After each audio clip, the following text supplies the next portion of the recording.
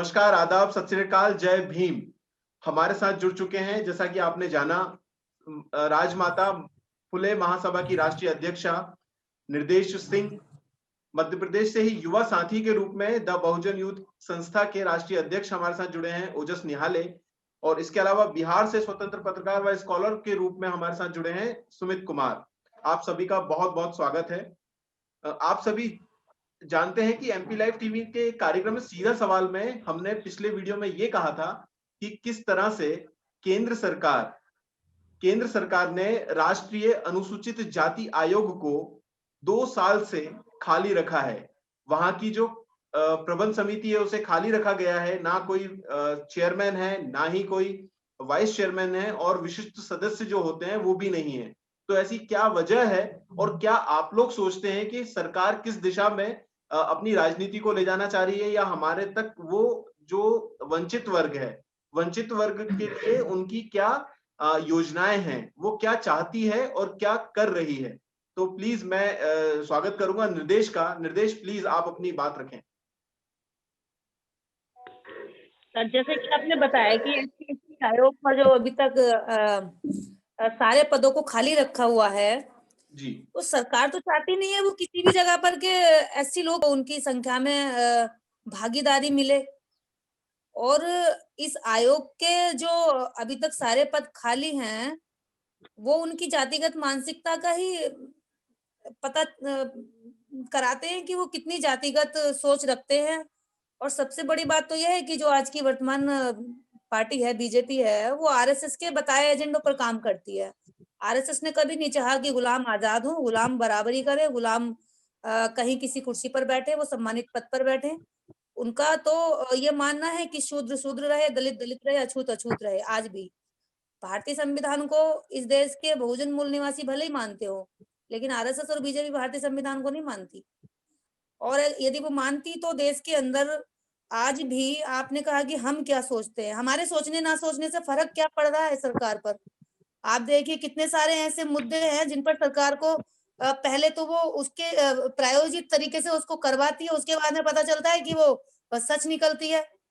आज देश के अंदर जितनी भी सरकारी संस्थाएं हैं, इतना कभी भी सरकारी संस्थाएं मजबूर नहीं हुई जितनी कि आज के समय पर मजबूर दिखाई देती है। आपका पूरे देश के अंदर कोई भी नागरिक यदि कहीं प्रताड़ित होता है तो सबसे ज्यादा बड़ी धमकी अगर वो देता है तो वो कहता है कि कोर्ट में देखूंगा तुझे। आज जब कोर्ट जो है बीजेपी के आंगन में नाच रहा है तो आप किसके पास जाकर के अपनी लड़ाई लड़ेंगे, किसके पास जाकर गुहार लगाएंगे? और ऐसी आयोग के जो ये पद खाली हैं, इसके लिए मैं सबसे ज्यादा बधाई दूंगी कि इस मुद्दे को उठाने वाले महेंद्र यादव जी को, कि उन्होंने इस मुद्दे को उठाया। ये बहुत जरूरी मुद्दा है, इस पर हम सब लोग आगे इस डिबेट को बढ़ाएं, चर्चा करें, और इस पर आरटीआई के जरिए और सैकड़ों लोगों के नामों से इसकी मांग करें कि भी ऐसा क्यों किया है आप लोगों ने, अभी तक पद खाली क्यों हैं। और जब जिस आयोग को एससी समाज के भले के लिए, हित के लिए, उनकी योजनाओं के लिए, उनके ऊपर हो रहे प्रताड़नाओं पर रोक लगाने के लिए जिस आयोग का गठन किया गया था, उस आयोग के जब पद ही खाली हैं तो उन लोगों के ऊपर हो रहे अत्याचार रोकने वाला कौन है? कौन रोकेगा, कौन देखेगा, कौन संज्ञान लेगा, कौन उनके लिए योजनाएं बनाएगा? तो ये तो सबसे बड़ी चीज यहीं पर पता चलती है कि सरकार चाहती नहीं कि भी एससी लोगों को, दलितों को उनके अधिकार मिले, वो सुरक्षित हों, वो सम्मान से, स्वाभिमान से जिएं। आपने जो कहा, जो कोर्ट की तरफ आपने इशारा किया है, कि कोर्ट भी कहीं ना कहीं बंधा हुआ नजर आ रहा है, पर मैं यहाँ पर बताना चाहूंगा कि 2 दिन पहले मद्रास हाई कोर्ट ने कहा है कि एससी एसटी जो कम्युनिटी है उस पर सदियों से अत्याचार होता रहा है, और हमें शर्म आना चाहिए। तो हाई कोर्ट मद्रास का यह कहना है, मद्रास हाई कोर्ट ने साफ साफ कहा है कि सदियों से अत्याचार सहे हैं एससी और एसटी कम्युनिटी के लोग, और इस चीज के लिए हमें शर्म में डूब जाना चाहिए। तो जो कोर्ट की बात आपने कही थी, वो कोर्ट भी अब वो अपने बात सामने ला रहे हैं।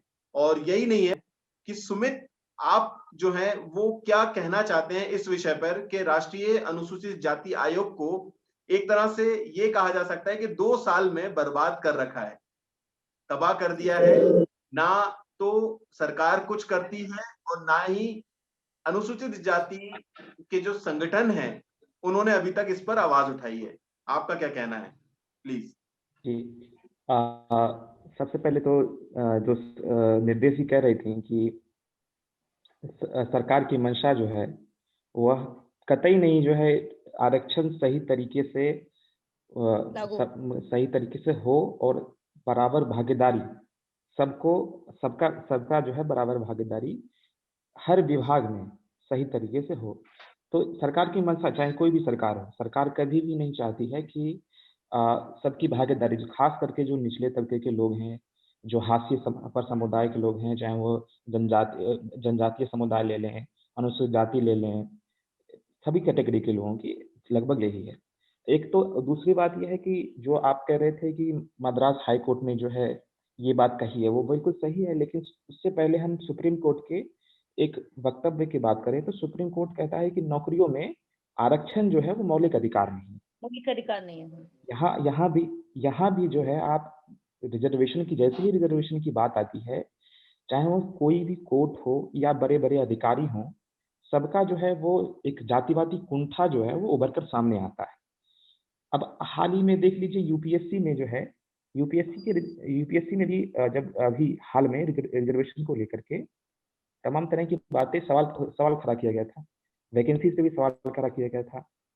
मैं बीपीएससी की बात कर रहा हूँ, मैं बिहार स्पेसिफिक की बात कर रहा हूँ। बीपीएससी के पिछले साल 2019 में जब रिजल्ट आया तो उसमें जो है कट ऑफ, यानी 2019 की मैं बात कर रहा हूँ, जनरल कैटेगरी का कट ऑफ था 588 टोटल कट ऑफ 588, जबकि ओबीसी की कैटेगरी का था 595, यानी जनरल कैटेगरी का कट ऑफ कम और ओबीसी का कट ऑफ ज्यादा।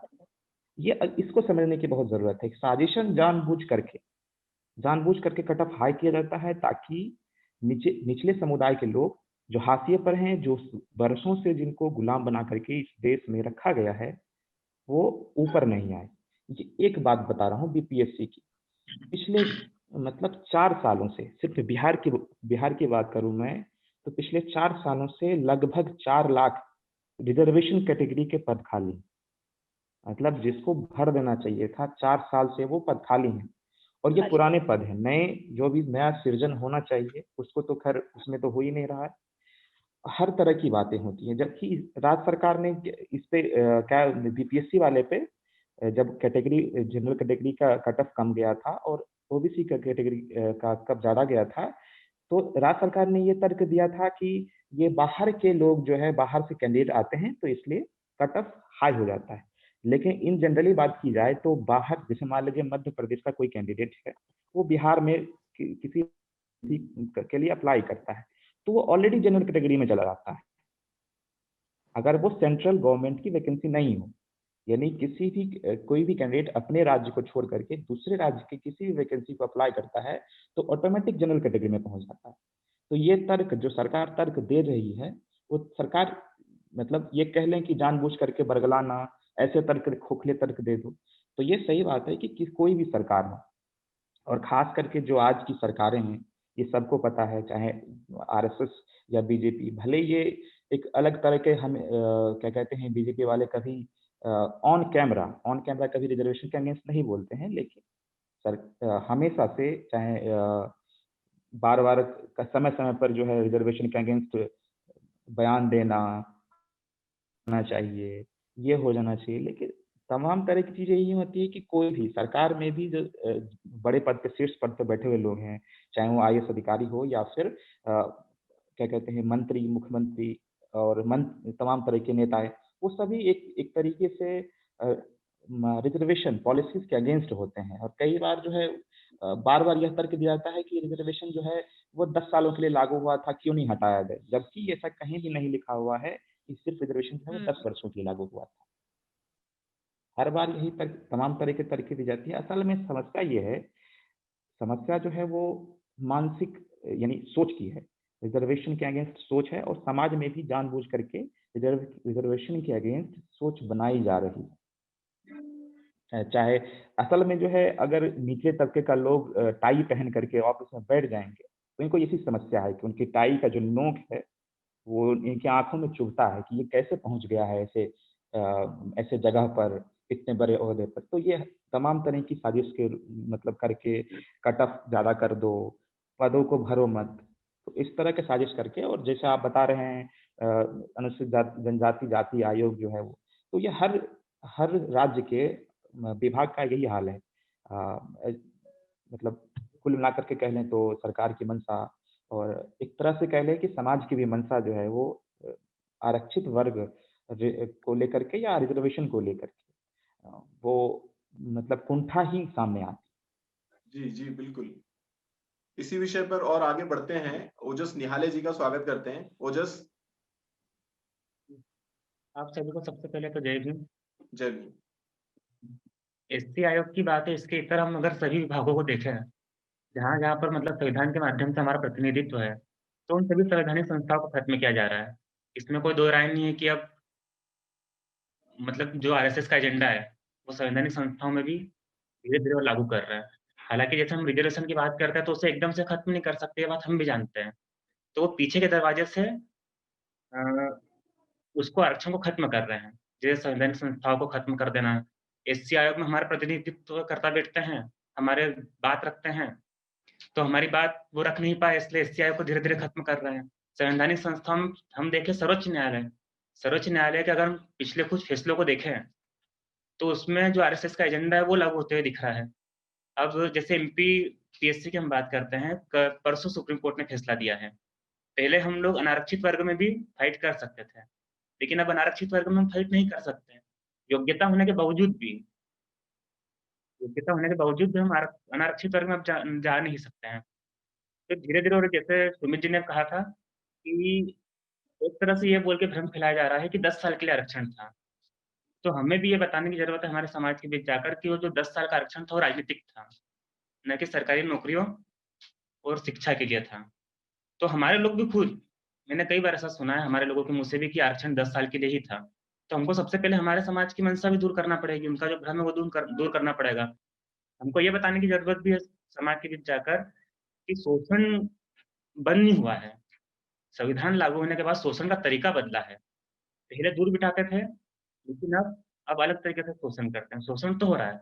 कैसे हो रहा है? जैसे मैं इंदौर में 1 साल में था मीडिया हाउस में, तो उन्होंने स्पष्ट, जब हमारी मीटिंग होती थी, बैठकें होती थी, तो स्पष्ट उन्होंने एजेंडा रखा था कि हमें केवल और केवल दक्षिणपंथी विचारधारा पर चलना है, हमें आरएसएस के एजेंडे पर चलना है, इसके अलावा हमें कुछ भी बात नहीं करना है। हमें सरकार का सपोर्ट करना है, और सरकार कोई सी भी हो, जो उसकी विचारधारा है हिंदुत्व वाली विचारधारा, जो दक्षिणपंथी विचारधारा है, उसको सपोर्ट करना है, ना कि किसी व्यक्ति को। तो ये बड़े-बड़े मीडिया हाउस में यही चल रहा है, किस तरह से इनका प्रतिनिधित्व खत्म किया जाए, और जब इनका प्रतिनिधित्व खत्म कर देंगे, तो ये लोग आगे नहीं बढ़ पाएँगे। संविधान के माध्यम से हर विभाग में हमारे लोग मौजूद हैं।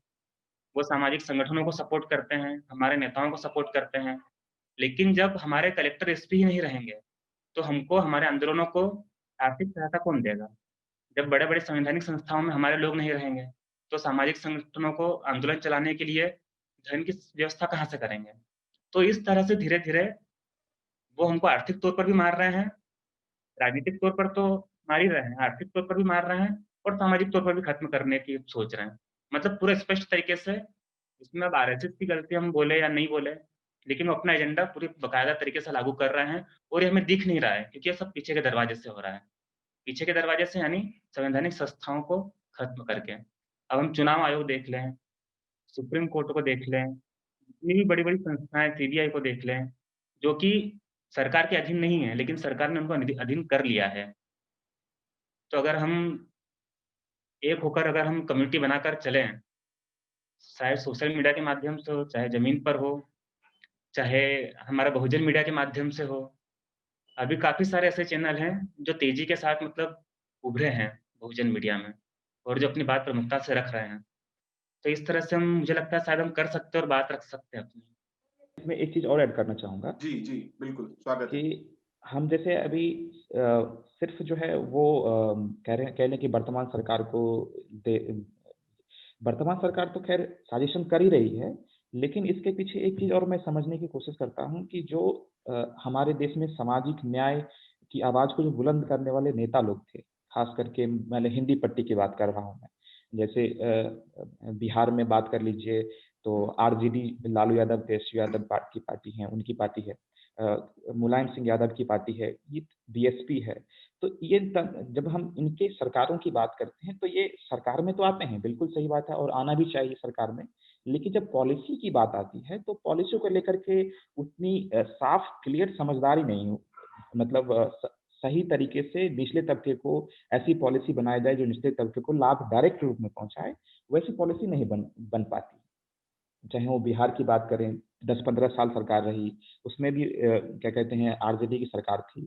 फिर यूपी की बात करें, बीएसपी की सरकार थी। तो सिर्फ ये हमारी मतलब कह लें कि रिजर्वेशन जो है इन्होंने रिप्रेजेंटेशन का लाभ तो उठाया, लेकिन सिर्फ सरकार में बनने के लिए।